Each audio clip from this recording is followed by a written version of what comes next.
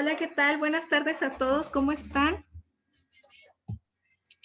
Ya por aquí estuvieron escribiendo en el chat de dónde son, algunos bueno, se han conectado desde Colombia, desde La Paz, desde Morelia, Estado de México. Les quiero agradecer que se hayan conectado el día de hoy en esta plática que es la introducción a la observación de aves. Y bueno, antes de hablar y antes de iniciar, quiero presentarnos. Nosotros somos la Ayrton Life University y bueno, voy a compartir una pequeña presentación para que nos conozcan y sepan un poco de lo que hacemos. Nosotros organizamos regularmente clases gratuitas como esta, que son de interés para las personas que les gustan temas de sustentabilidad. Somos una universidad que se ubica en la Riviera Maya con la intención de formar agentes de cambio.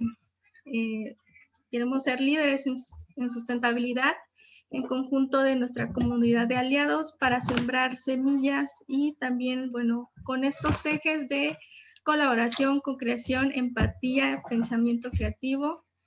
Y nosotros tenemos, bueno, algunas de nuestras ofertas y programas académicos siempre orientados hacia ello, hacia la parte de la formación de habilidades como las áreas de sustentabilidad. Bueno, ahora voy a dejar de compartir para hablarles acerca de nuestro invitado del día de hoy. Él es el doctor José Arturo García, quien es, bueno, la persona que nos va a dar la plática el día de hoy. Él tiene más de 15 años de experiencia en el monitoreo de fauna, diagnóstico ambiental, propuestas de manejo y conservación de espacios naturales, así como turismo y desarrollo sustentable. Tiene un emprendimiento en actividades de naturaleza llamado King Bird Natur en Península de Yucatán y el occidente de México, que busca conectar a las personas con la naturaleza y beneficiar a las comunidades locales. Además, él ahora es facilitador también de nuestros programas de maestría en temas de ecosistemas y desarrollo sostenible. Bueno, ya sin más preámbulo, los dejo con usted, doctor. Adelante. Hola, muchas gracias, Itlali. Buenas tardes a todos. Muchas gracias por estar conectados de esta manera virtual. Ustedes están viendo mi pantalla, siempre tengo que preguntar eso para estar seguro de que... Por el momento no se ve, puede volver a compartir la pantalla. Ok, ahí va.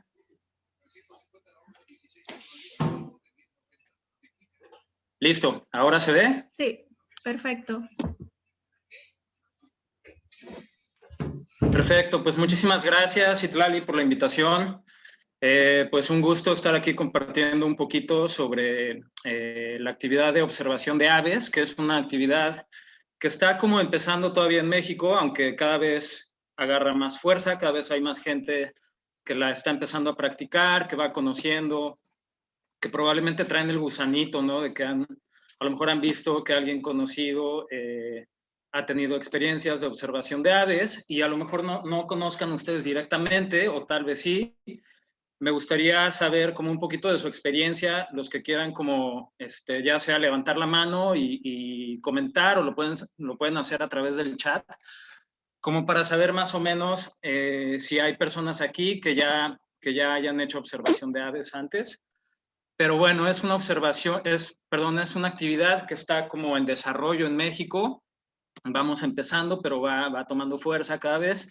En otros países es una actividad que representa, que está muy desarrollada, que está consolidada y que representa una industria que genera pues muchísima actividad que se traduce en derrama económica y que forma parte importante de la economía de comunidades, de la economía de regiones, incluso dependiendo del país.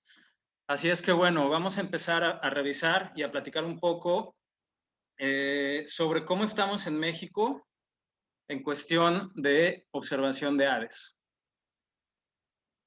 Bueno, entonces, a lo largo de esta charla vamos a estar platicando un poquito, vamos a ver como las generalidades de la actividad, vamos a empezar haciendo como como retomar un poquito las características que distinguen a las aves de otros grupos de vertebrados y vamos a ver como de qué manera se puede alguien iniciar en esta increíble actividad que de verdad tiene como muchísimo potencial, tiene cosas muy positivas. Considero que es una excelente actividad para los niños. Voy a dejar de poner la pantalla completa porque parece como que se traba un poquito más. Bueno, aquí están los temas que vamos a revisar, o sea, a grandes rasgos vamos a hacer una introducción, vamos a ver en dónde se distribuyen las aves a nivel mundial, cómo está la diversidad de aves tanto en el mundo como en México.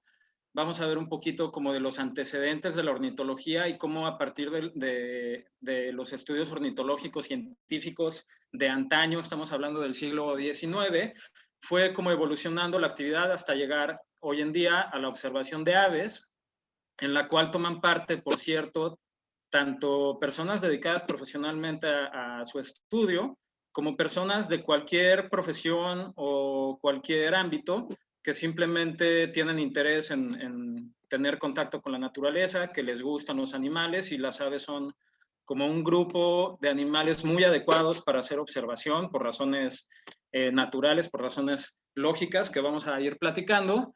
Y vamos a ver, por supuesto, cómo, cuándo, dónde y por qué ver aves, qué tendríamos que hacer para empezar a observar aves. Vamos a ver como algunas cosas técnicas generales y un poquito sobre qué hay en cuanto a guías de campo, aplicaciones, plataformas digitales.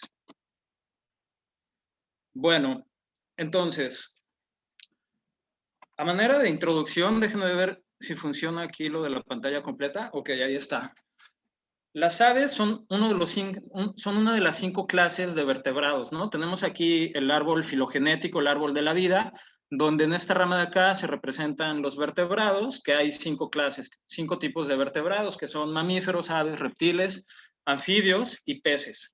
Ok, entonces, pues digo, todos tenemos claro lo que es un ave, pero vamos a empezar como a definir un poquito y más adelante van a ver cuál es el sentido de hacer esta revisión.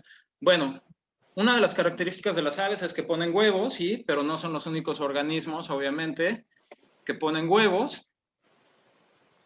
Está tardando en aparecer la imagen. Pero bueno, existen otro tipo de organismos como peces, como reptiles, que ponen huevos también. Incluso por ahí hay algún grupo de mamíferos como muy primitivos, que se llaman monotremas, de los cuales solamente hay 2 especies, el ornitorrinco es la más conocida, y que es un mamífero sumamente raro porque tiene la particularidad de ser ovíparo, de que pone huevos.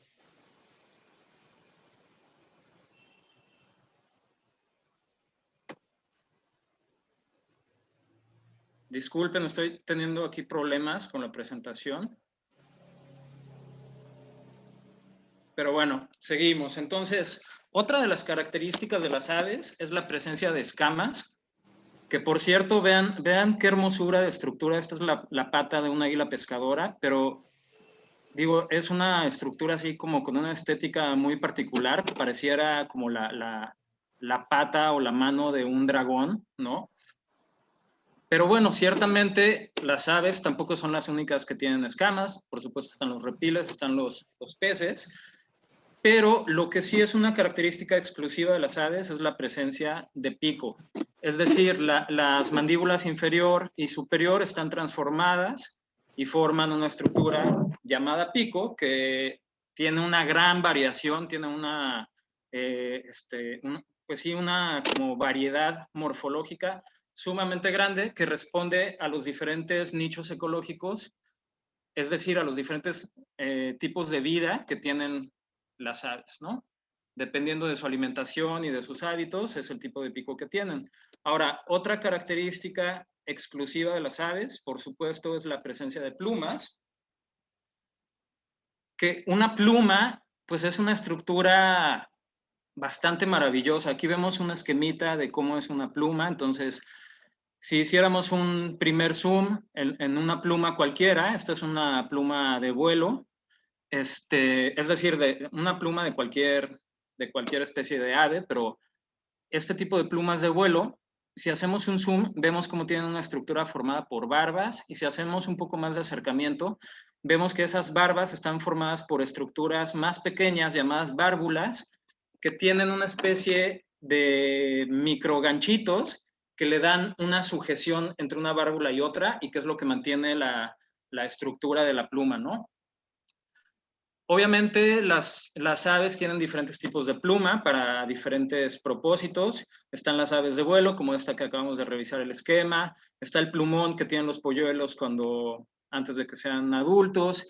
Están diferentes tipos de plumas cobertoras para las diferentes zonas del cuerpo, e incluso estructuras especializadas que aparecen en algunas especies, por ejemplo, en determinadas épocas, ¿no? Con fines como de selección sexual, para atraer a la pareja.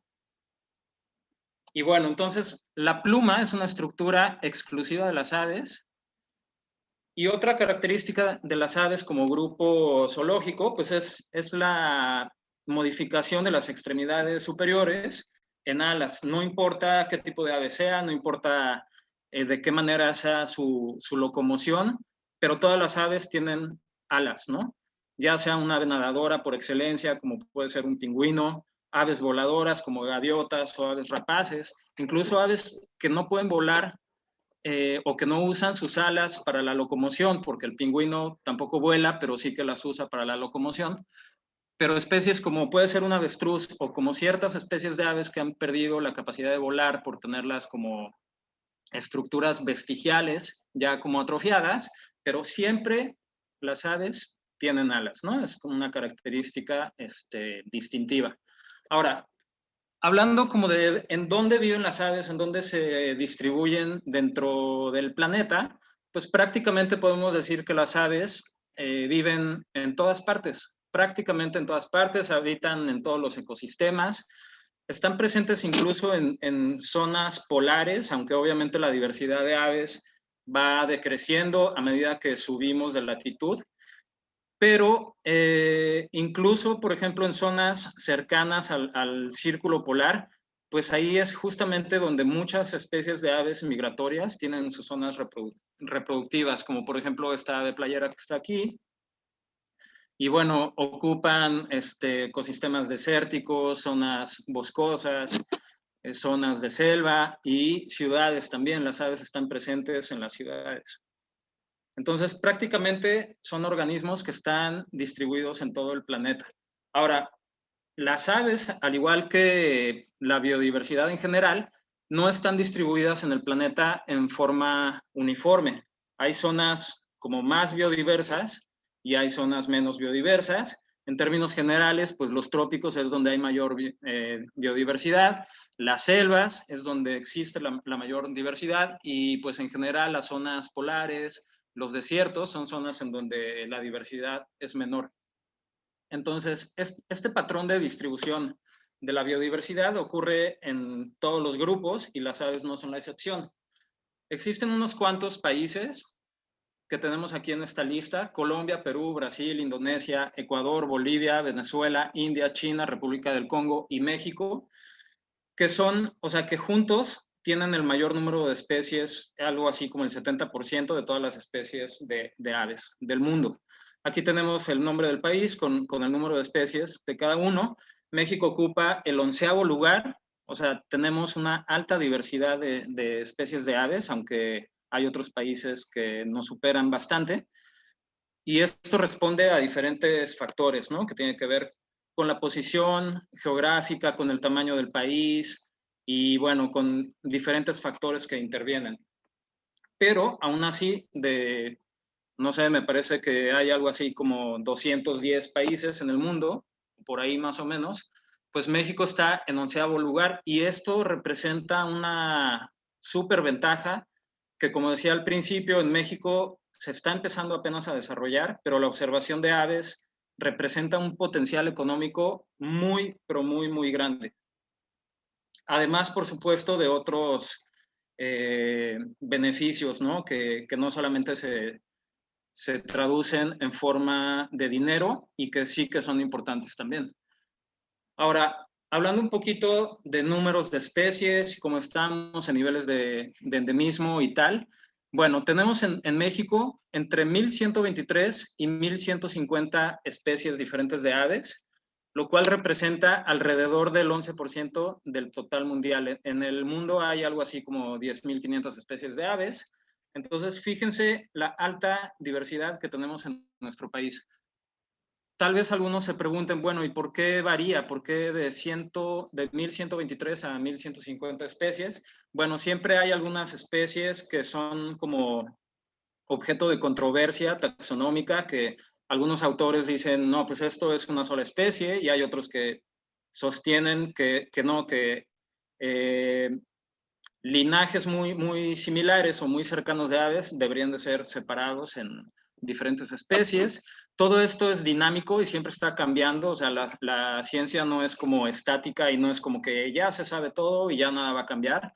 Por el contrario, siempre está habiendo avances, diferentes enfoques.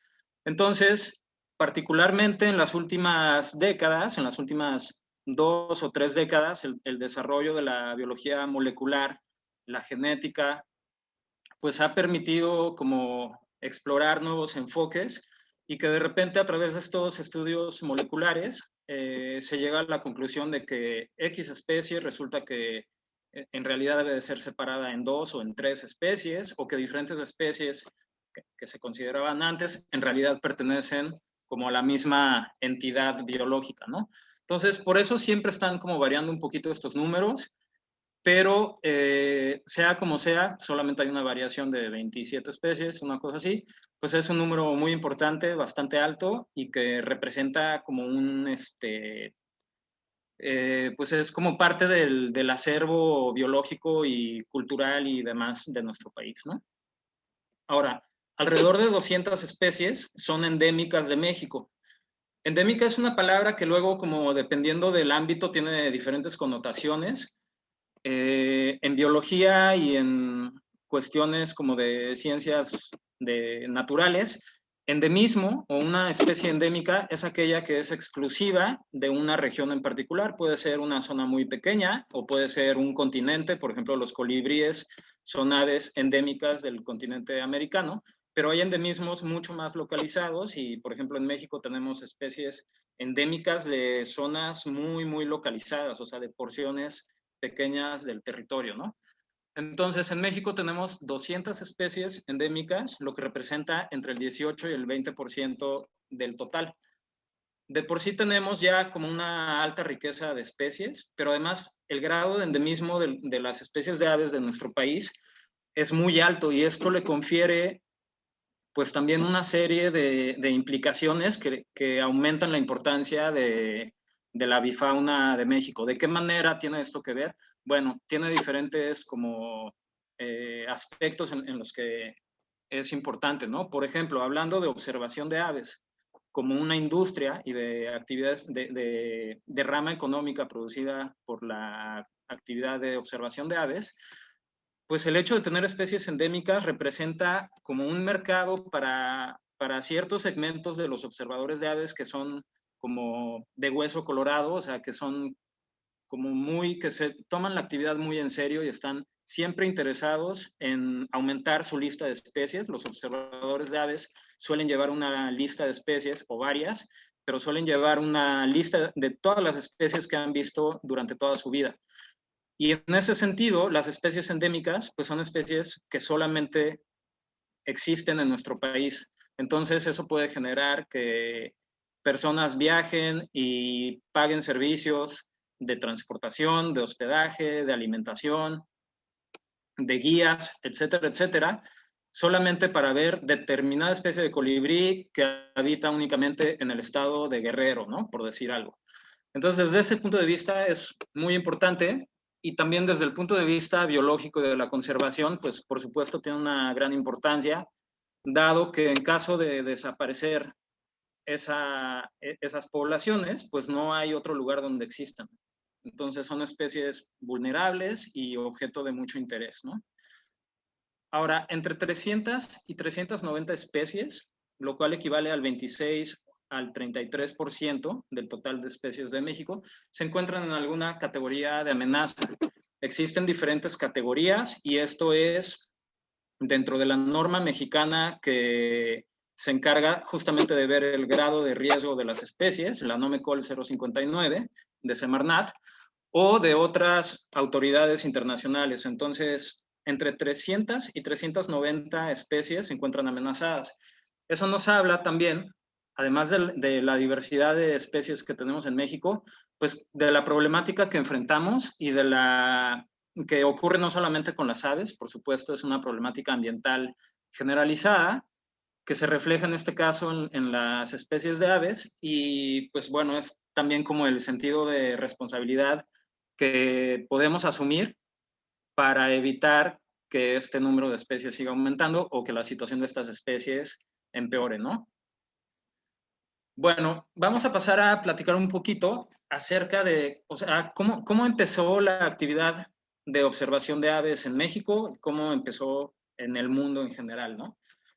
Seguramente ustedes ubiquen, seguramente han visto, pues, no sé, en fotografías como como la que está aquí o en algunos cursos en la escuela, que antiguamente, estamos hablando de el siglo XIX, ¿no? Los años 1800 y todavía la primera mitad del siglo XX, pues los naturalistas, en este caso los ornitólogos, su manera de estudiar a las aves, por muy absurdo o extremo que parezca en estos días, la manera de estudiar a las aves era colectarlas. Para colectarlas, obviamente, había que darles muerte.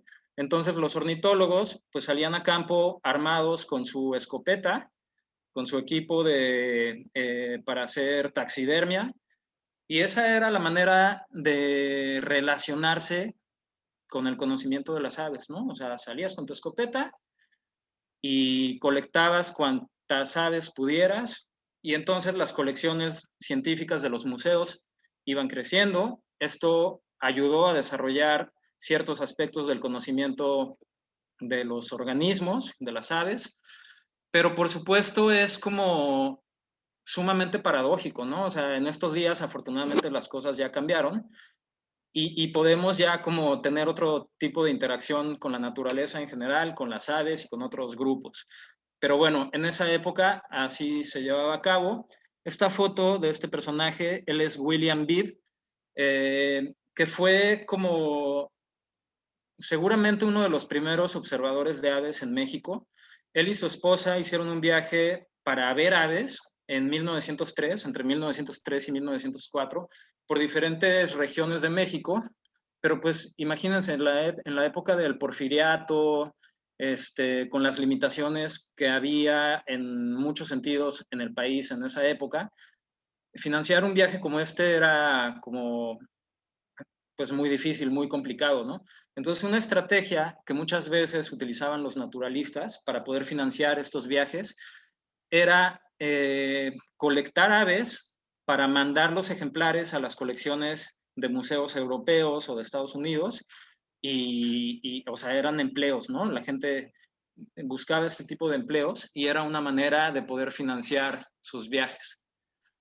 Bueno, este señor William Bibb, a raíz de ese viaje que hizo con su primera esposa, sacó un libro que se llama Two Bird Lovers in Mexico, donde él hace como una relación, una crónica de toda esta travesía de más de un año que hizo por el país.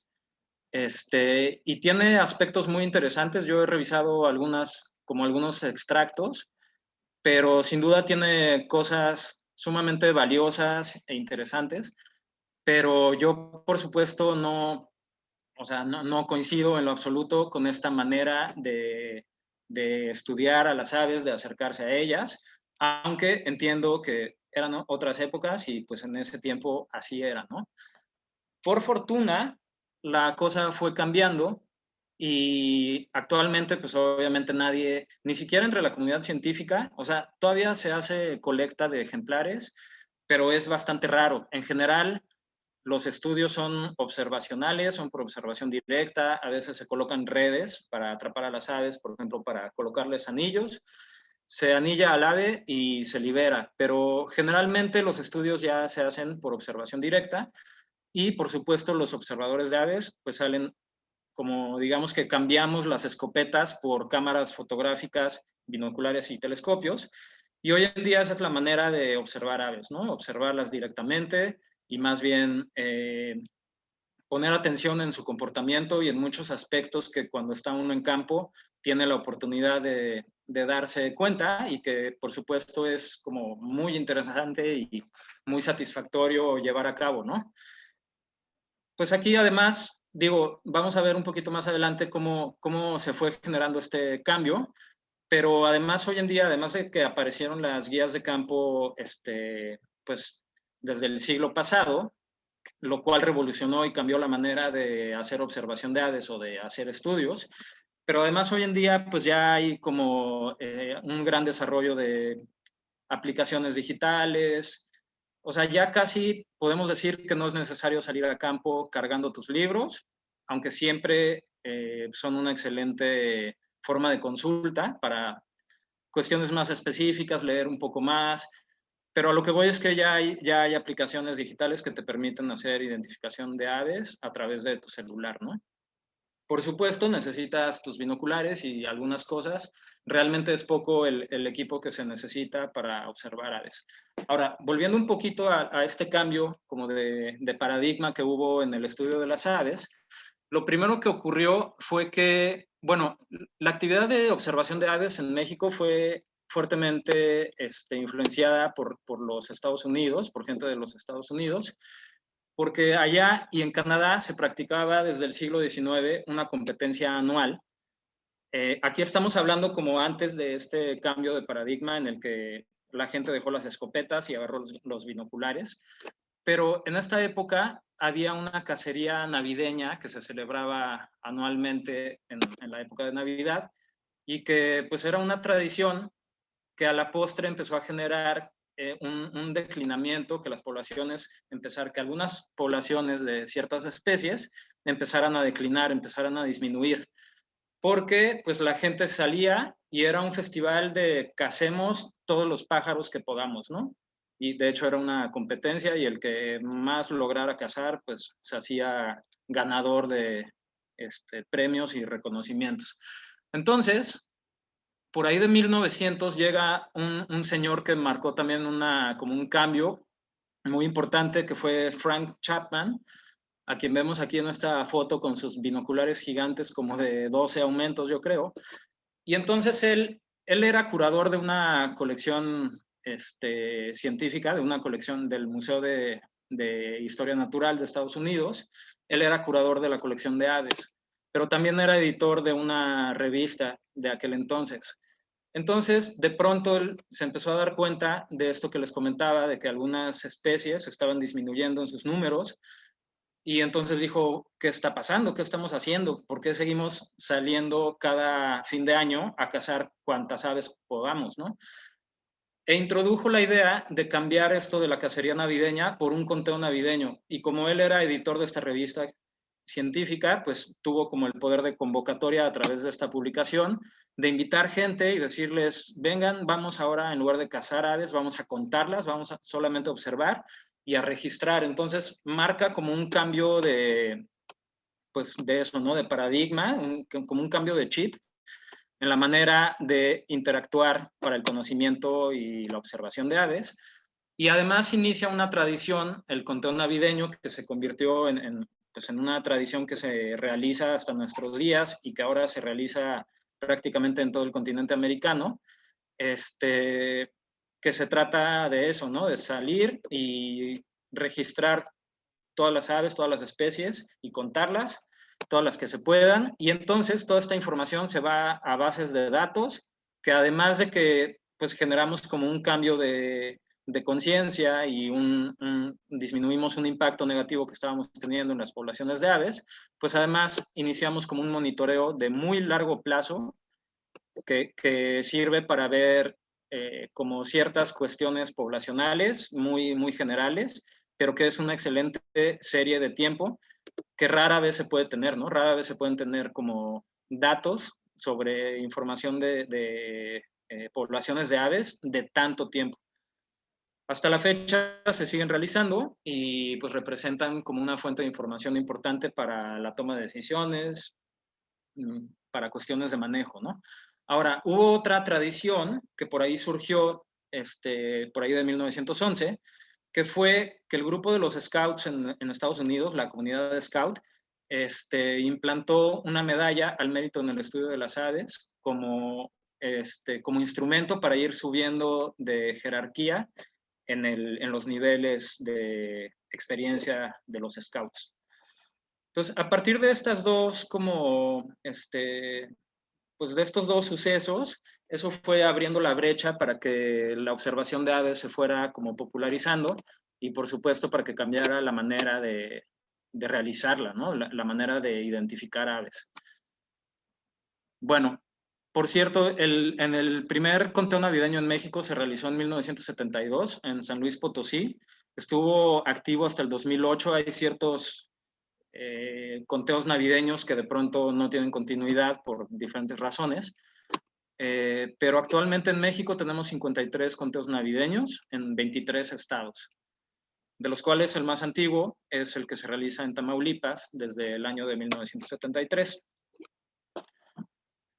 Ahora, otro suceso como muy importante fue cuando este señor que vemos aquí, Roger Tory Peterson, él marcó como un hito también en la observación de aves al publicar una guía que fue esta de A Field Guide to the Birds en 1934, que fue totalmente revolucionaria, porque antes de la existencia de las guías de Peterson, la manera de identificar aves era, bueno, por un lado, cazarlas con una escopeta, y una vez con el ejemplar en mano, pues era como con claves dicotómicas que te van llevando, o sea, si el tarso mide 10 centímetros, entonces es esta opción. Si mide 5 centímetros, es esta otra opción, ¿no? O sea, siempre son como pares de opciones, y pues las guías son totalmente, o sea, esas claves de identificación dicotómicas, pues no son nada friendly, diríamos en estos días, ¿no? O sea, un niño ve eso y pues jamás se va a enganchar. En cambio, las guías de Peterson establecieron o introdujeron una nueva manera de identificar especies a través de la observación directa, solamente con binoculares, sin tener que matar a los ejemplares, sin tenerlos que colectar, y poniendo énfasis en ciertas señas de campo, como el tamaño relativo de la cola, como los patrones de coloración, como la forma del pico, en fin, hay muchísimos criterios para identificar a un ave. Y todo esto como en un formato portátil, pequeño, en un libro manejable que la gente podía llevar a campo. A partir de ahí, pues, o sea, las guías de Peterson se han, como digamos, este formato de identificación de especies se ha llevado a diferentes grupos taxonómicos, no solamente aves, sino hay guías Peterson para mamíferos, para reptiles, para anfibios, para mariposas.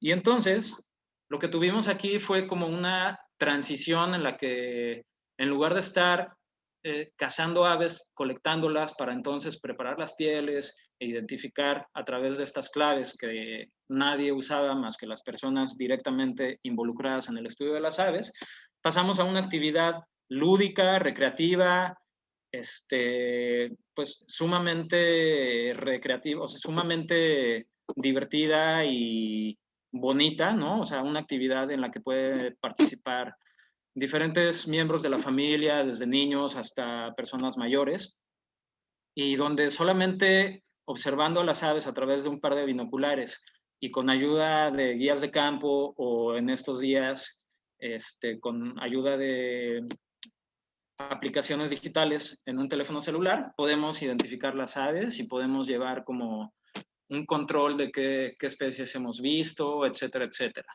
Ahora, ¿cómo, cuándo, dónde y por qué ver aves? Es decir, por ejemplo, aquí puse unas preguntas como para llevar a esta parte de la charla, la plática, que es, por ejemplo, ¿qué hay de interesante en ver aves? ¿Cómo empezar? ¿Qué se necesita? ¿O a dónde hay que ir? Y aquí, pues les comparto algunas fotos. Son fotos mías, son fotos que yo he tomado. Me gusta mucho la fotografía de naturaleza. Y y pues bueno, o sea, como tratando de responder qué hay de interesante, pues de entrada, las aves son animales hermosos, son animales como con una variabilidad, con con un repertorio de planes morfológicos, o sea, de diferentes tipos de pata, de pico, de lugares donde habitan, de formas de comportamiento, dietas, o sea, las aves ocupan como todos los nichos ecológicos habidos y por haber. Y esta diversidad de hábitos y de como nichos ecológicos, pues obviamente se refleja también en la diversidad de colores, de tamaños, de formas, es decir, de tipos de aves, ¿no? Entonces hay como de todo y para todos, y pues no sé, a veces la gente, a las personas que observamos aves, nos suelen preguntar cuál es tu especie de ave favorita o cuál es tu grupo de ave favorita, cuál es tu grupo de aves o tu familia favorita. Y para mí es como difícil contestar esas preguntas porque hay como demasiadas especies o grupos de especies que me parecen fascinantes. Pero bueno, o sea, el punto es que es una actividad que tiene como muchos beneficios, ¿no? Ahora, voy a regresar aquí un poquito. En cuanto a dónde hay que ir para ver aves, pues solamente hay que salir. O sea, las aves están presentes en prácticamente todas las zonas geográficas y en todos los hábitats. Hay aves presentes en todos los tipos de ecosistemas, en zonas urbanas, en zonas conservadas y en zonas perturbadas. O sea, están presentes como en cualquier tipo de ambiente, lo cual hace a la observación de aves una actividad como muy accesible, ¿no? Porque simplemente puedes salir al parque más cercano a tu casa y ver, siempre va a haber algo que ver ahí. Aquí tenemos como algunos otros puntos que son como, o sea, que forma parte del por qué ver aves, ¿no? O sea, es una actividad desafiante, es una actividad que es como sencilla y accesible, que cualquier persona la puede realizar, por un lado, pero por otro lado es una actividad retadora que involucra una serie de funciones cognitivas y una serie de habilidades que hay que ir desarrollando con el tiempo y que pues hace a la actividad muy interesante. De entrada hay que tener como capacidad de observación, agudizar los sentidos, o sea, parar oreja para poder escuchar los cantos e irlos aprendiendo a diferenciar. Muchísimas veces no podemos ver al ave, pero simplemente con escuchar el canto, las vocalizaciones, podemos saber qué especie es, obviamente a través de la práctica y de la experiencia. Tenemos que poner atención a detalles, muchas veces sutiles, como pequeñas diferencias en patrones de coloración, diferencias en comportamiento, diferencias en la zona de la vegetación en la que se encuentra el ave. Todas esas cosas, a la hora de estar observando aves en campo, pues nos van dando claves, ¿no? Generalmente el identificar la especie de un ave suele ser resultado como de la conjunción de varios factores y no solamente uno, ¿no? Sino que te guías como, ok, tiene este tipo de pico, pero tiene este tamaño, pero además sé que geográficamente no puede ser esta especie porque esta especie únicamente ocurre del lado del Golfo de México, por decir algo, ¿no? Entonces, tiene uno que poner en juego como un pensamiento lógico, analítico, capacidad de análisis, de discriminación entre diferentes opciones, lo cual resulta, por ejemplo, para niños, pues una actividad también como muy formativa, o sea, es como muy positivo desde diferentes puntos de vista. Hablando, por ejemplo, de cuestiones de salud, pues es una actividad que promueve, digo, de entrada, promueve la actividad física, promueve la formación de lazos con otras personas. La gente que comparte el gusto de observar aves, pues es como muy apasionada de la actividad y eso genera lazos fuertes entre las personas, genera una apertura hacia nuevas experiencias, o sea, tanto hablando de cosas relacionadas con la observación de aves en sí, como en general, ¿no? O sea, te hace como tener interés en otro tipo de cosas, otro tipo de organismos, de repente empiezas observando aves, pero te das cuenta de que también puedes ver reptiles o que baja la actividad de las aves conforme avanza el día y empieza el calor, pero empieza la actividad de mariposas. Entonces te vas haciendo como más abierto a diferentes experiencias. También te impulsa como a viajar, a recorrer diferentes zonas para poder observar aves. Y por supuesto, cuando se practica aviturismo, pues esto fortalece las economías locales, hay una derrama económica y también genera como el involucramiento de la sociedad hacia los temas ambientales. Y, por ejemplo, cuando de repente hay un proyecto de desarrollo, entre comillas, o cuando un gobierno decide hacer una obra que puede significar como la destrucción del medio ambiente, pues muchas veces los observadores de aves, los clubes de observación o las comunidades que están directamente relacionados son los primeros en saltar y en levantar la voz y en hacer presión para evitar este tipo de atropellos, ¿no?, ambientales. Y bueno, existe como un set de evidencia científica en la literatura bastante nutrido sobre diferentes aspectos de la salud y del bienestar humano en los que la actividad, en general, como el contacto con la naturaleza y la observación de aves, influye de manera muy positiva, ¿no? Ahora, en estos tiempos de pandemia y demás, pues también es como, pueden ser válvulas de escape como muy importantes también como para la salud mental de las personas, ¿no? Ahora, ¿cómo observar aves? ¿Cuáles son los criterios de identificación? O sea, ¿cómo le puede hacer una persona que no tiene experiencia y que tiene la intención de empezar a observar aves?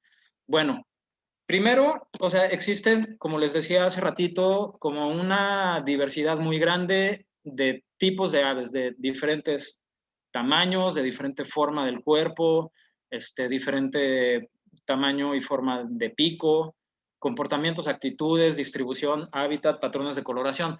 Es decir, todos estos son factores que, como comentaba también hace rato, a la hora que uno está observando aves, a la hora que estás pajareando en campo, pues como que tomas en cuenta diferentes criterios que a veces no estás seguro de uno. Por ejemplo, a lo mejor tuviste un avistamiento rápido, ¿no? O sea, apenas alcanzaste a ver como, o sea, fue como un vistazo general, ¿no? O sea, un vistazo rápido en el que a lo mejor nada más alcanzaste a ver el tamaño del ave y la forma. Entonces, la forma te dice qué tipo de ave es, a qué familia taxonómica, o sea, qué tipo de ave es de la que se trata, ¿no? Entonces, eso de entrada, aunque no hayas tenido tiempo de ver cuestiones como más específicas, como si tenía anillo ocular o no, o si tenía barras en las alas o no, pero de entrada ya te dio una clave de qué tipo de ave viste. Entonces, luego puedes como poner en juego otros factores, como puede ser la distribución y el hábitat, o alcanzar, a lo mejor no le viste los detalles de plumaje, pero viste cuál era su actitud, cómo se estaba comportando, ¿no? Entonces, todo eso te va dando claves y a veces, obviamente, no puedes identificar, no identificas todo lo que ves ni lo que oyes, pero pues sí, o sea, muchas veces eso te ayuda, aunque no hayas logrado tener una vista franca del ave, ¿no? Y bueno, aquí pongo algunas imágenes como para ilustrar varios de estos aspectos. Aquí, pues obviamente los patrones de coloración son sumamente diferentes. Es muy probable que esta ave, la de la izquierda, sea de mayor talla que la del lado derecho. Pero bueno, supongamos que hay como ciertas condiciones de iluminación y demás. A lo mejor ya es tarde, estamos como en las últimas horas de luz y en un hábitat muy cerrado donde no hay buena luz. Entonces, ocurre muy frecuentemente que solamente puede uno ver la silueta. Solamente con la silueta, entonces podríamos distinguir este tipo de pico, ¿no? Aquí vemos este tipo de pico, pues nos habla como de que es un ave seguramente granívora, que necesita un pico fuerte para romper las semillas. Y vean qué diferente es este tipo de pico de un ave como claramente insectívora, ¿no? Entonces, a lo que voy es que hay como una serie de cosas, hay muchas cosas que puede uno, de las que puede uno echar mano a la hora de estar haciendo las observaciones y que es muy interesante como, o sea, por ejemplo, si uno nunca ha tenido una experiencia de observación de aves y sales a campo así nada más, pues no vas a, o sea, ni siquiera vas a poder probablemente encontrar fácilmente a las aves. También depende del tipo de hábitat en el que estés, pero si estás en una zona boscosa, en algún tipo de hábitat boscoso, pues va a ser más difícil y se necesita como un poquito de práctica. Tampoco es nada del otro mundo, tampoco es realmente complicado, solamente se necesita practicar un poco. Y entonces el ojo se va acostumbrando como a detectar el movimiento entre la vegetación. Entonces una vez que ves movimiento, pues ya subes los binoculares y vas desarrollando como cierta agilidad, ¿no? Pero bueno, al margen de eso, también, pues simplemente la morfología del ave siempre nos da, no, siempre nos guía. Y lo otro que les iba a decir es que también si uno no tiene experiencia y agarra una guía de identificación de aves, así nada más, pues vas a ver cómo, o sea, te vas a enfrentar a un panorama sumamente complicado porque hay muchísimas especies muy parecidas y vas a decir, ¿qué es esto, no? Pero poco a poco, como viendo de qué manera están organizadas las diferentes familias de aves dentro de las diferentes guías de campo, porque además se mantiene como la misma organización, lo cual tiene que ver con la taxonomía, o sea, es decir, con la clasificación científica de las aves y con las relaciones filogenéticas, es decir, con las relaciones evolutivas y las relaciones como de ancestría entre unas especies y otras, pues eso se mantiene entre las diferentes guías de campo y entonces vas como aprendiendo, ok, a ver, esto es un carpintero porque vi que estaba como la manera en que trepaba y la posición en el árbol y la manera en que picoteaba, me hace saber que es un carpintero. Entonces ya me voy rápidamente a la sección de carpinteros en mi guía de campo o en mi aplicación, ¿no? Aquí tenemos algunas imágenes de guías de campo, como de las más utilizadas.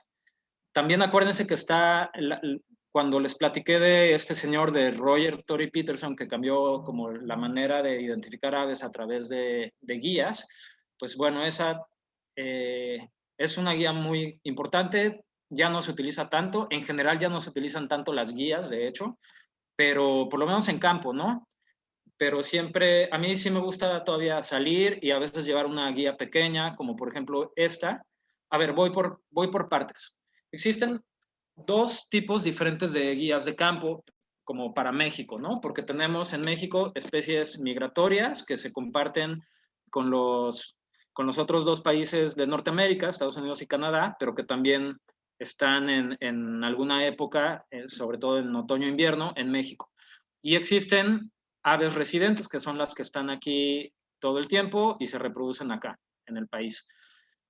Hay guías, como por ejemplo esta que está aquí y esta que está acá, de National Geographic, que son solamente para las guías de Norteamérica, o sea, para las aves de Norteamérica. Entonces aquí hay especies que ocurren en Estados Unidos, en Canadá y en términos generales como en la mitad norte de México, ¿no? O en otras latitudes de México, pero solamente durante el invierno porque son especies que migran, pero en verano están en el norte del continente reproduciéndose. Hay otras guías como esta que pues esta es para aves residentes, ¿no? Aquí no aparecen las especies norteamericanas, pero están aquí todas las especies que se reproducen en el país. Entonces, estas son guías grandes, son como de, o sea, miden unos 40 centímetros más o menos, son unos tabiques así bastante nutriditos, y pues hace 15 años todavía a lo mejor unos 10 años, pues había que salir a campo cargando estas guías en la mochila y daba un poco de dolor de hombros después de un rato y tal.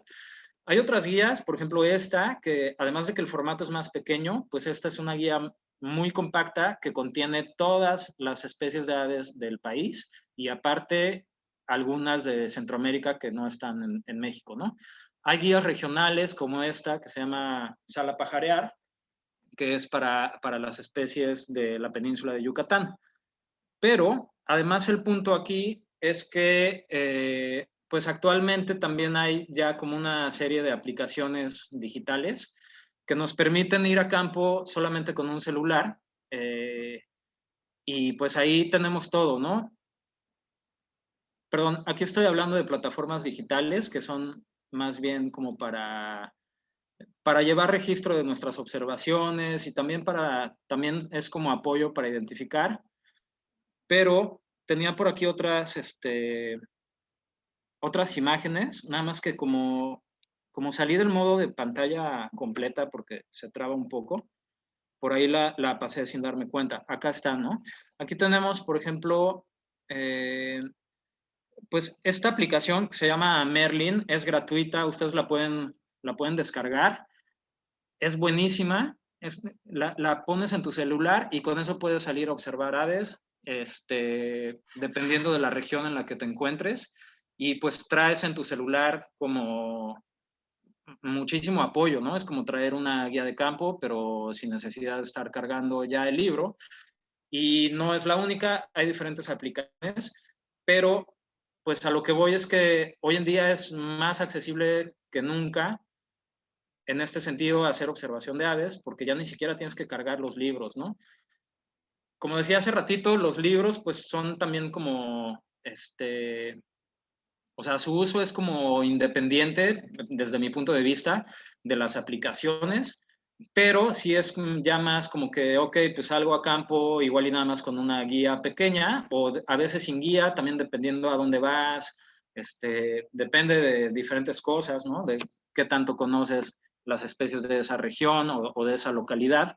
Entonces a veces igual y te vas solamente con tu teléfono o te vas con tu teléfono y con una guía pequeña, pero pues el uso de otros libros más grandes, o sea, de libros como estos que les platiqué aquí, pues siempre es como, o sea, como que no necesariamente se sustituye por el uso de aplicaciones digitales, sino que luego llegas a tu casa y quieres leer más. Esta guía que estoy señalando aquí, que es la de Howell, es conocida como el Howell, pues tiene como muchísima información escrita y es bastante buena para ciertas cosas, ¿no? Para leer ciertas cosas. Ahora, ya para terminar y dar paso como a las preguntas o comentarios que tengan, también quiero platicarles que hay diferentes plataformas. Yo les voy a hablar así ahorita como por cuestiones de tiempo y porque son las más utilizadas, de dos. Esta que está aquí, que se llama eBird, que es una base de datos global, es una maravilla y es para, o sea, el uso es abierto para cualquier persona, seas biólogo, ornitólogo o seas vendedor de seguros, ¿no? O sea, cualquier persona interesada en la observación de aves puede salir, observar aves. Obviamente, pues es como muy recomendable reunirse con otros observadores de aves. En casi todos los estados de México hay, o sea, del país, hay clubes de observadores de aves. Entonces, si ustedes quieren empezar, pues una muy buena estrategia es unirse a estos grupos. Y bueno, la cosa es que uno puede salir, hacer observaciones y entrar a esta plataforma. Hay que registrarse, hay que sacar una cuenta y subir sus observaciones. Entonces, yo salgo hoy, subo mis datos, y quedan registrados en una lista con esa fecha, con la fecha de hoy, para esa localidad, ¿no? Pero también, por ejemplo, si yo voy a otra zona de México que no conozco o voy a otro país y quiero ver cuáles son los puntos que están buenos para ir a pajarear, pues me puedo meter a esta plataforma y ver muchísima información como listados de especies, donde hay puntos como de mucha diversidad de aves, etcétera. O sea, es una herramienta como muy, muy padre y sumamente útil. Y por cierto, toda esta información además sirve para también lo que comentaba al principio de la plática, como de para ciertos estudios científicos en los que se quiere conocer la tendencia poblacional de una X especie a través del tiempo. Entonces, de repente, en estas plataformas, pues hay bases de datos de conteos navideños y de diferentes cosas, ¿no? O sea, en general, cada listado de aves, de especies que se sube a la plataforma, pues es información que está ahí disponible para utilizarla. Otra plataforma que no es exclusiva para aves, sino es como para organismos vivos, ¿no? O sea, ya sean hongos, plantas, cualquier tipo de animal, y es muy interesante, es naturalista. Hay una plataforma para como el capítulo mexicano de Naturalista, o sea, hay Naturalista Colombia y está como en muchos países. Y la cosa es que es también una plataforma global en donde uno puede subir sus propias observaciones. Si le tomas foto a una mariposa con tu celular, ni siquiera tiene que ser como con equipo fotográfico especializado. Tú puedes tomar una foto de X bicho con tu celular y subirla a Naturalista. Si sabes la especie, pues tú pones ahí, tú la identificas y luego hay un comité para cada grupo de especies, hay comités, entonces va a haber alguien encargado de revisar que la identificación que hayas hecho sea correcta o de decirte, no, pues sabes que resulta que no es esta, sino es esta otra especie, ¿no? Por ejemplo, si uno no conoce la identidad taxonómica de algo que haya visto, también lo puedes subir la foto y entonces te ayudan a identificarla. O sea, son como herramientas bastante interesantes que hacen mucho más dinámico todo esto de la observación de aves y la observación de vida silvestre en general. Y pues bueno, es como bastante interesante poder tomar parte activamente y formar parte de comunidades de aves o de mariposas o de mamíferos, intercambiar información, etcétera, etcétera. Entonces, bueno, con esto terminaría la información que les quería presentar. Solamente terminar como haciéndoles la invitación a que vean aves. Si ya lo hacen, pues están ya como del otro lado porque es una actividad increíble que ya conocen. Pero si todavía no lo han hecho o han tenido apenas un acercamiento como muy superficial, pues los invito, les recomiendo muchísimo profundizar. También lo padre es que uno puede como decidir hasta qué punto se quiere involucrar en esta actividad y no hay como mejores o peores observadores de aves, ¿no? O sea, yo creo que un buen observador de aves es quien disfruta la actividad, independientemente de con qué frecuencia lo haga, independientemente de su nivel de habilidad. Pero bueno, obviamente, pues como cualquier otra actividad, entre más lo practicas, más habilidad vas agarrando, y entre más habilidad vas agarrando, pues se va haciendo más interesante y lo vas disfrutando cada vez más. Entonces, pues nada, agradecerles su presencia aquí en esta charla. Espero haberles transmitido algo de información que les pueda resultar relevante, y salgan y vean aves. Muchísimas gracias, doctor, por toda esta introducción. Se nota muchísimo la pasión que tiene por este tema y también la experiencia. Vamos a aprovechar este pequeño espacio para las preguntas, para que también comenten sus experiencias. Aquí, bueno, tenemos a una persona que acaba de levantar la mano. Enrique, no sé si quieras comentarnos algo, preguntarnos. Adelante, Enrique.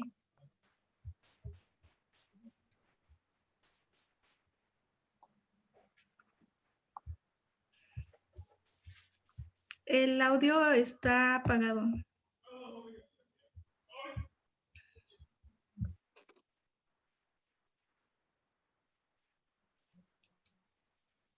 Bueno, creo que hay que activar el micrófono. Los micrófonos.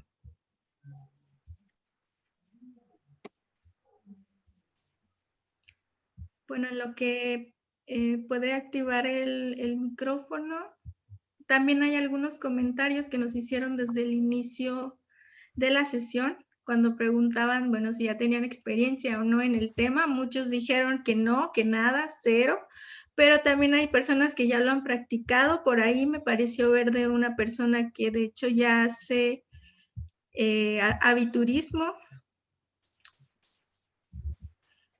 Súper, bueno, estoy viendo aquí, no había yo entrado al, sí. no había visto el chat. Bueno, una persona que es guía de aviturismo en Colombia. Es lo que, estaba viendo, nos mandan ahí saludos desde Antioquia, Colombia, que, pues bueno, Colombia es el país número 1 en diversidad de aves. Es una locura la cantidad de especies que tienen, están cerca de las 2,000 especies, ¿no? Están por ahí de los 1,800. las Por 1800 aquí nos especies. comentaron, según la guía ilustrada de la avifauna colombiana, en la actualidad Colombia cuenta con aproximadamente 1941 especies, que sí son bastantes. Sí, es altísimo el número de especies de Colombia, y además, pues también es un país donde está bastante desarrollada la industria de la observación de aves. Así Así es que es. un saludo hasta allá. Enrique, veo que ya pudiste abrir tu micrófono. Buenas Sí, muchas tardes. gracias. Adelante. Felicidades. Estoy muy satisfecho por lo que se puede aprender. Es grandioso, es muy, muy interesante lo que el señor José Arturo García nos está ilustrando. Es muy importante. Somos personas que nos fascina ver a las aves, pero no las identificamos, no sabemos ni siquiera cómo se llaman. Y esto es muy interesante, creo que es parte de la cultura que nos hace falta. Yo les estoy hablando desde el puerto de Veracruz, les mando un cordial saludo, mucha suerte y ojalá y esto siga adelante. Es de mucha ayuda para todos. Saludos y gracias, felicidades. Muchísimas gracias. Saludos también, Enrique. Gracias, muchas gracias. Un abrazo. Muchas gracias por conectarte y por comentar. Y sí, justamente lo que dices es bastante cierto. Sobre todo, por ejemplo, en México ocurre mucho, ¿no? Que el número de especies que conocemos suele ser muy limitado cuando tenemos una diversidad de más de 1000 especies, ¿no? Entonces, pues hay que meterle, tenemos muchísimo que conocer y pues es como parte de la riqueza que tenemos, ¿no? Entonces, es como, pues no sé, conocemos la gastronomía, conocemos las tradiciones y demás. Hay que conocer también la biodiversidad. Y bueno, Citlali, déjame Y también también comentar. tenemos adelante, adelante. Perdón, es que estaba leyendo por aquí que alguien preguntó si las aves tienen vocalizaciones diferentes dependiendo del país. Eso es una pregunta bien interesante porque sí, justamente las aves tienen como dialectos. Por supuesto, cada especie de ave tiene diferentes vocalizaciones y generalmente son muy distintivas. Uno puede distinguir con claridad la especie de un ave por la vocalización, ¿no? Pero dentro de las especies también hay diferencias geográficas en los cantos y se llaman como dialectos, o es una manera de llamarle. Entonces, bueno, si bien es cierto que las aves no distinguen entre fronteras políticas, pero sí hay diferencias regionales dentro de los mismos países, y uno lo puede notar cuando viaja de un lado a otro y escucha aves con las que está uno muy familiarizado. A mí me pasa seguido cuando voy a otras regiones, por ejemplo, con los anates, el quíscalus mexicanos, que es zanate o picho. Estas aves como negras, el macho tiene colores iridiscentes azulados en la espalda y que están presentes en las ciudades en muchas zonas del país. Y de repente voy a otras zonas y digo, órale, aquí cantan diferente los quíscalus, ¿no? Los anates. O sea, es como se distingue que es la misma especie, pero tienen diferencias geográficas. Muchas gracias por la respuesta. Aquí también, bueno, decían cómo incentivar la preservación y conservación de las aves. Pues una excelente manera de hacerlo es practicando la observación de aves. O sea, no quiero decir que es la única manera y que para conservar aves a fuerza hay que pajarear, pero sí es una muy buena manera. Explico rápidamente por qué. Cuando uno hace observación de aves, a lo mejor empiezas saliendo aquí al parque de la esquina y empiezas a familiarizarte con las especies y pronto te vas a dar cuenta de que ya conoces todas las especies que hay en el parque, que obviamente pues en un parque va a haber un número limitado de especies, ¿no? Entonces luego vas a querer ir a otra zona y luego a otra zona y a otra zona, y a medida que vayas como incrementando tu conocimiento y el número de especies que has visto, a medida que vas agregando especies a tu lista, pues vas, y que además te vas involucrando más, te vas como metiendo más, haciendo amistades que comparten esta actividad, etcétera, etcétera, pues todo esto como se traduce en algún momento en practicar aviturismo, es decir, en viajar a otros lugares con la intención de observar aves, ¿no? Entonces, eso sí o sí va a generar derrama económica, más o menos, pero va a generar derrama económica para las comunidades locales, va a haber gastos de hospedaje, vas a contratar posiblemente a alguien que te acompañe, que te lleve a los sitios y que te ayude a ver a las aves, o sea, un guía, o sea, vas a comer, etcétera, etcétera. Entonces, por supuesto, las comunidades que estén desarrollando proyectos de observación de aves, pues van a querer defender esos hábitats donde viven las especies que les están generando una actividad económica, ¿no? Entonces, definitivamente esa es una buena manera de contribuir, poner un granito de arena para la conservación de las aves y en general de la biodiversidad. Muchas gracias. Y sumado a ello, tenemos también un comentario que dice, ¿se pueden vincular proyectos de conservación de especies endémicas de vegetación? Porque sin ella no hay aves.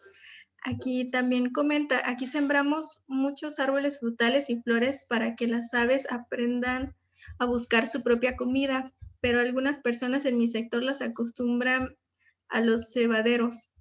En Colombia para nosotros era paisaje tener aves, porque estaban las aves ahí nomás, pero ahora las observamos, las escuchamos, las pintamos y las admiramos. Es muy, muy bonito comentario. Dice que en nombre de la Corporación Ecoturística El Bayano, les damos las gracias por la charla tan encantadora. Muchísimas gracias, Ana Clarisa. Sí, muchísimas gracias por comentar, por compartir pues esta experiencia que tienen allá. Y sí, ciertamente, por supuesto que se pueden hacer, o sea, que se pueden como mejorar las condiciones de hábitat de un lugar determinado para atraer a las aves nativas, ¿no? Por supuesto que sí. Y esto, o sea, igual aplica en zonas urbanas. Si vivimos en la ciudad y queremos atraer a las aves o algunas aves a la cercanía de nuestra casa, claro que lo podemos hacer. Si tenemos un jardín o un poquito de terreno o algo, pues con mayor razón, porque ahí lo que tendríamos que hacer, evidentemente, sería sembrar o favorecer el crecimiento, porque a veces llegan las plantas solas, a veces llegan y brotan solitas. Obviamente no es generación espontánea, sino que algún ave a lo mejor dispersó la semilla, o hay semillas que se dispersan por viento y llegan, o simplemente están en el banco de semillas en el suelo, ¿no? Entonces, ya sea como dejar que salgan solas o deliberadamente sembrar o plantar especies que sirvan de alimento para las aves, es una excelente estrategia. Plantas con flores para polinizadores, especies que dan fruto y que van a atraer a aves frugívoras. Sí, por supuesto que es una excelente estrategia. Yo aquí en mi casa tengo un pedacito pequeño como de jardín, y hay un árbol que se llama, el nombre regional aquí es capulín.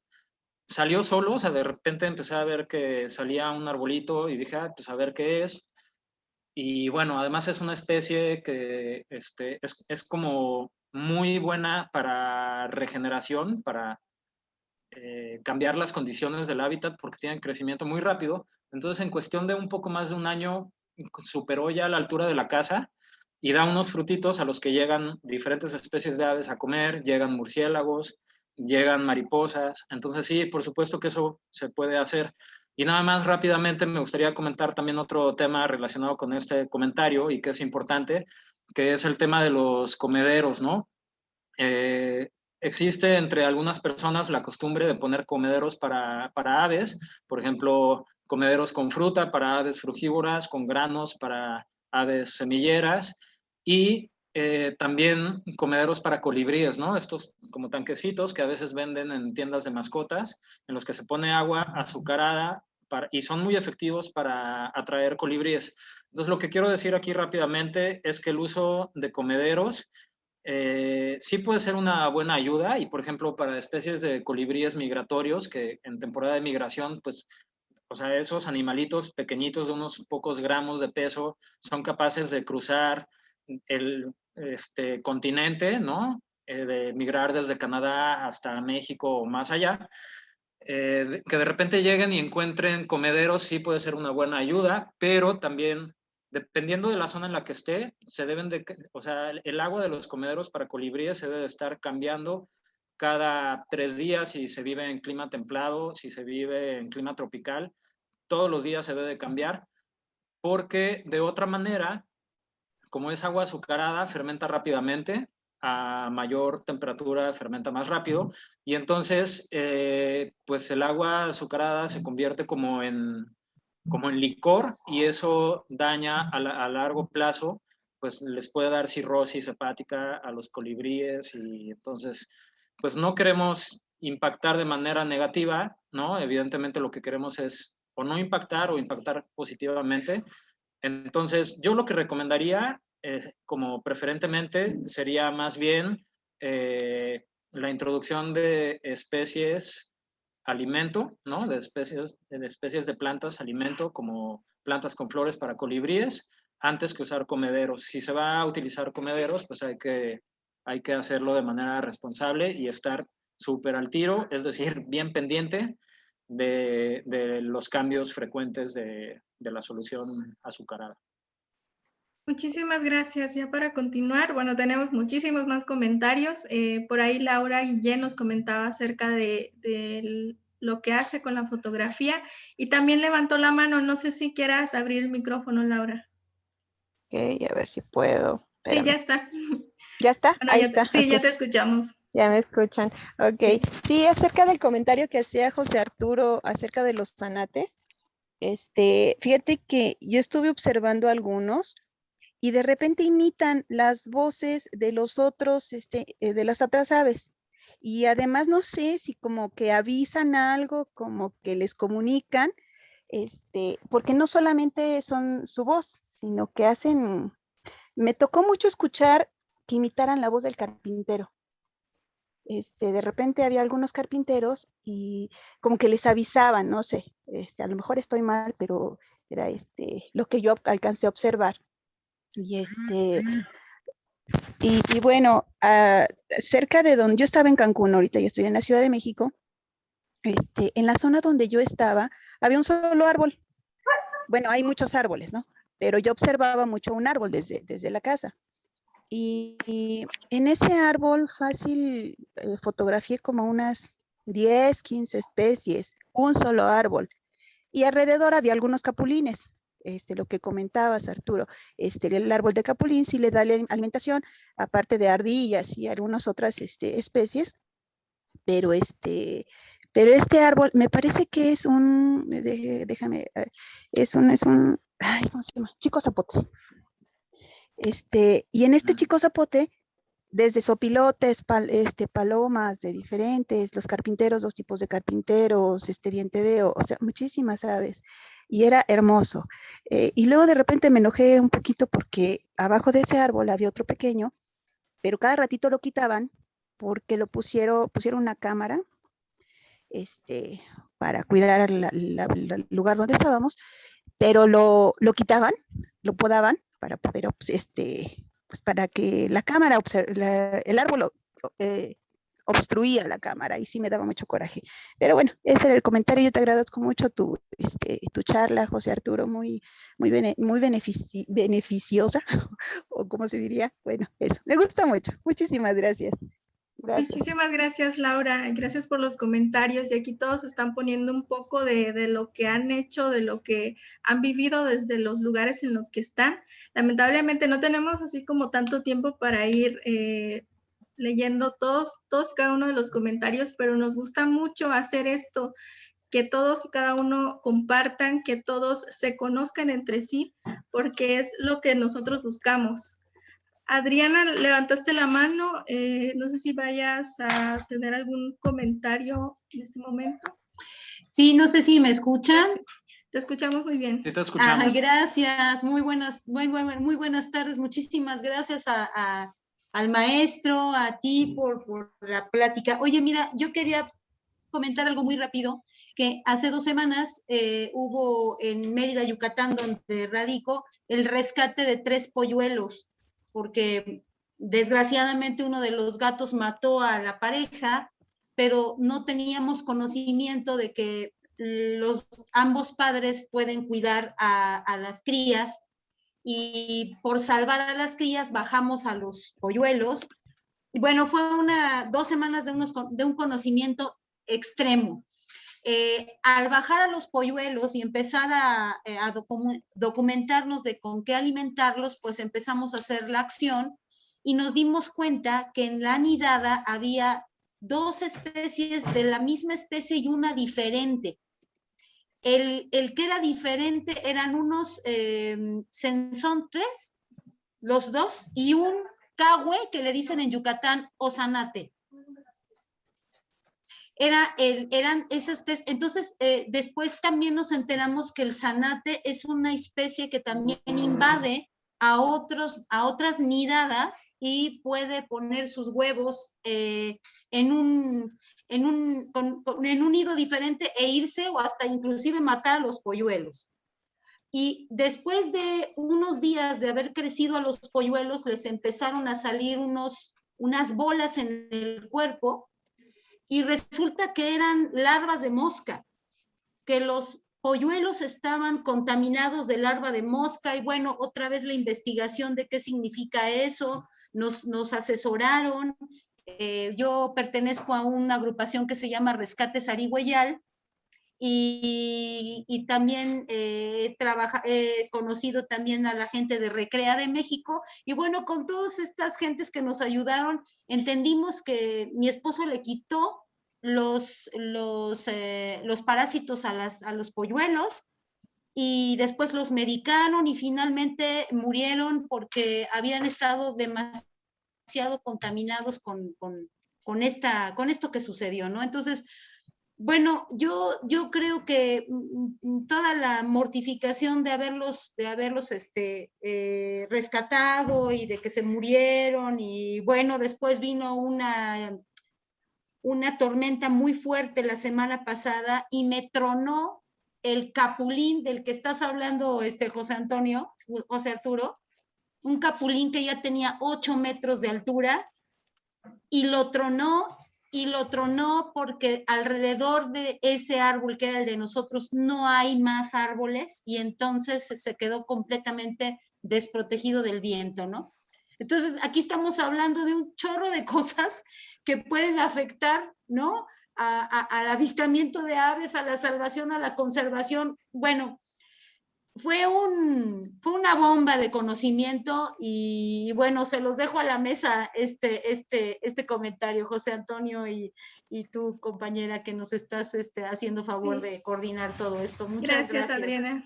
Gracias, Adriana, por compartirnos tu experiencia. La verdad es que sí son varias cosas que se deben de tomar en cuenta. No sé, Arturo. Sí, pues muchísimas gracias por compartirnos también tu experiencia y tus observaciones, Adriana. Mira, voy a tratar de contestar así como lo más aprisa que pueda para que me dé tiempo, pero lo que dices es muy interesante.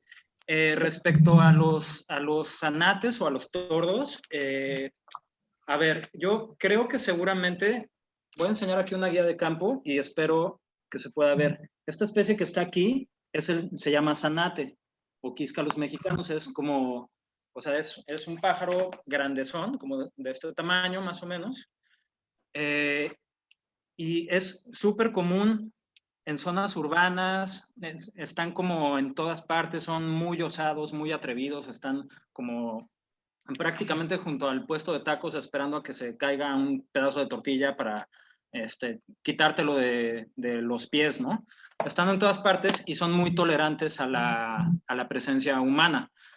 Pero esa especie no es parásita, o sea, no parasita nidos. Lo que seguramente tú viste es otra especie de tordo, que es este que está aquí. Le dicen ojo de crudo por el color del iris, o tordo ojo rojo. Y estos Molotrus es el género. Estos tordos sí son parásitos, o sea, parasitan nidos, es su manera de reproducirse, así como los cucos europeos, ¿no? Justamente eso es lo que hacen. Llegan, parasitan nidos de otras especies, si a la hora que llegan al nido, si hay polluelos, los tiran, si hay huevos, pues igual los tiran, y los polluelos tienen y por eso seguramente viste como que unos enzontles estaban criando a unos pájaros diferentes como parecidos a los anates, ¿no? Creo yo que seguramente se trataba de esa especie. Y lo otro que comentas o sea, de cómo la relación que de repente puede tener un árbol, un solo árbol pues en la permanencia de aves en un sitio es súper importante. En ese sentido, creo que como que nos falta bastante como sociedad en cuanto a pues tener como una visión de las cosas más integral, ¿no? O sea, más como reconociéndonos como parte de la naturaleza y del ecosistema, más que como si estuviéramos aparte, ¿no? Entonces, esa actitud de llegar y cortar, pues como que yo creo que sobre todo hoy en día que tenemos problemáticas ambientales tan bien identificadas, pues tenemos que ir como cambiando ese chip. Entonces, justamente este tipo de charlas y el estar platicando sobre estas cosas, el involucrarnos con actividades de naturaleza y demás, más allá de la observación de aves, o sea, o a lo mejor no te interesan tanto, pero, o sea, lo importante más allá de eso, además de que sí es una actividad que está increíble, que les recomiendo ampliamente, pero justamente se trata de ir como poniendo cada vez más en la mesa este tipo de temas, como para que a la hora que estás en una plática y con tus familiares o con tus amigos, pues como decirles, ¿no? Ir cambiando esta manera de pensar de que lo que me estorba simplemente lo elimino, porque pues sí, realmente, como comenté en una de las secciones de la plática, existe muchísima evidencia de cómo el contacto con la naturaleza tiene una serie de beneficios a la salud y al bienestar humano, entonces es como muy importante ir fortaleciendo y sensibilizando a las personas que están en nuestro entorno, ¿no? Muchísimas Muchas gracias por gracias. compartir. Sí, ya con esto, bueno, finalizamos esta parte de intervenciones. Sé que todavía quedaron algunas preguntas y comentarios por ahí. Claro que vamos a intentar ir respondiendo si nos dejan también sus contactos. Y para cerrar esta sesión y también no llevar muchísimo tiempo, queremos aprovechar esta última parte para hablarles de algo que, bueno, ya que estamos hablando de esta práctica que es la observación de aves, está bastante relacionada con esta práctica de aviturismo que es bastante rentable, que es una actividad que por lo visto algunas personas ya se encuentran practicando. Y nosotros quisimos hacer dentro de nuestra oferta o programas educativos, también para que ustedes lo sepan, lo conozcan, a la maestría en innovación y experiencias turísticas sustentables. Se trata prácticamente de esto, de hacer turismo de una forma diferente, de una forma en la cual las personas puedan disfrutar de verdad del lugar en el que están visitando, de conocer a fondo, por ejemplo, las especies, los ecosistemas, y también disfrutarlo de una manera en la que no afecten de manera negativa. Entonces, bueno, ya muy brevemente, esta es la maestría para que ustedes la conozcan, para que tal vez después la puedan explorar un poquito mejor para las personas que quieren también continuar con su especialización, o si ya cuentan con una licenciatura o ya cuentan con tal vez una maestría, poder orientarse hacia esto, a poder hacer proyectos que sean sustentables y ya, por ejemplo, ya tienen algo que tiene que ver con el aviturismo, poder tomar esto como un proyecto y desarrollarlo durante los 2 años de esta maestría. ¿Esto por qué? Porque sabemos que está esta necesidad de crear o hacer este cambio de chip del turismo, de la actividad turística a través de los agentes de cambio. Este es como que un breve mapa de todas las asignaturas que se ven dentro de esta maestría que ofrece la Ayrton Life University, desde el diseño de destinos, turismo y sustentabilidad, todo lo que tiene que ver con la valorización de las culturas, y claro que también vemos temas acerca de los ecosistemas y la biodiversidad, siempre relacionado hacia desarrollar un proyecto que se pueda llevar a cabo, implementar, dirigido para todas las personas que se encuentren interesadas, ya sea que ya tengan proyectos ecoturísticos o que lo quieran hacer, que ya tengan alguna licenciatura que esté afín o, bueno, o que estén directamente relacionados con actividades turísticas. Esta maestría tiene reconocimiento de validez oficial por la Secretaría de Educación aquí en México, pero también este título puede ser validado en diferentes, o sea, a nivel internacional, de acuerdo a los procesos de cada país. Y bueno, esto es lo que queremos, hacerlo un poco diferente, de manera que formemos agentes de cambio, que vivan el conocimiento y que utilizan esa curiosidad de aprender a través de diferentes experiencias. Trabajar en este proyecto, siempre basarse en la retroalimentación y no en la calificación, y hacer muchas dinámicas como estos que son Earth Challenge, que se tratan de solucionar problemáticas que tienen, problemáticas reales que tienen algunas empresas o instituciones, en las cuales puedan formarse equipos de diferentes disciplinas para solucionarlos. Estos ya lo hemos llevado a cabo con excelentes resultados. Siempre buscamos que haya emoción en cada sesión, siempre alimentarse entre todos, formar redes, como lo hemos hecho un poco en esta sesión de hoy.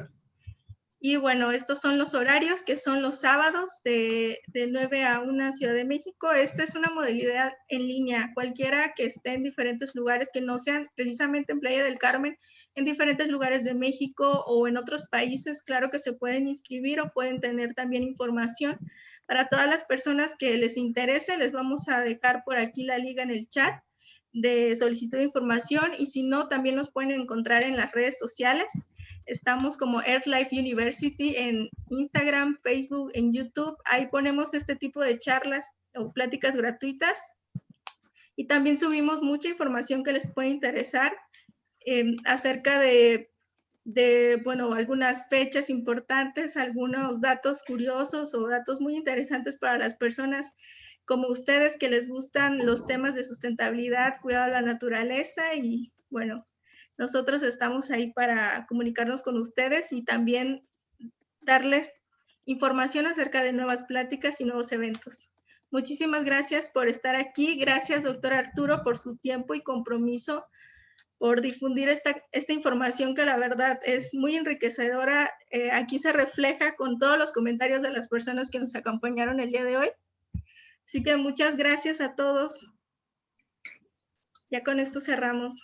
Hasta luego. Pues con todo gusto, Citlali, y muchísimas gracias a todos por su paciencia, y pues cualquier cosa, ahí estamos, pueden dejar sus contactos y para poder contestar los comentarios que se quedaron pendientes.